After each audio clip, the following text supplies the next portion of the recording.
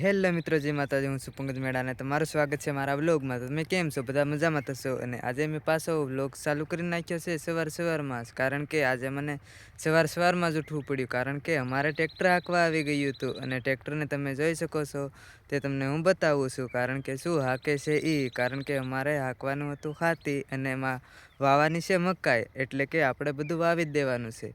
એટલે ટ્રેક્ટર આવી ગયું છે અને તમને હું બતાવું છું, તો તમે જોઈ શકો છો.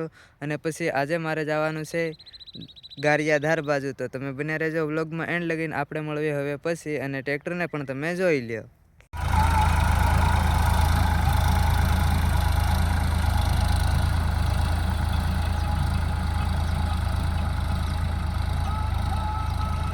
તો હેલો મિત્રો, ટ્રેક્ટર તમે જોઈ લીધું ને, આવી ગયું ને.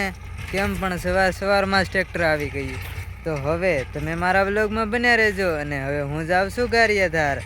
તો એન્ડ લગીને જવાનું ભૂલતા નહીં મિત્રો. આપણે આજે એક ખાસ વસ્તુ લેવા જવાનું છે, અને એ તમે જોજો. એન્ડ લગીને આપણે બતાવશું. તો તમે બન્યા રહેજો વ્લોગમાં એન્ડ લગીને. આપણે મળીએ ગારિયાધાર જઈને.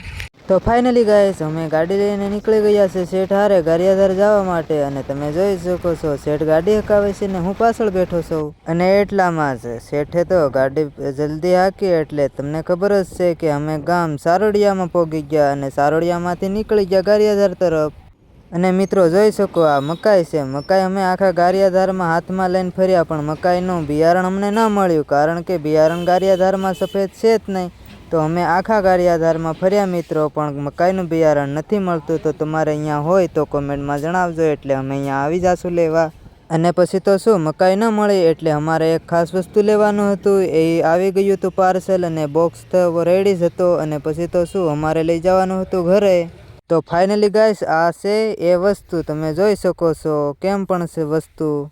શેનું મશીન છે કોમેન્ટમાં જણાવજો તમે.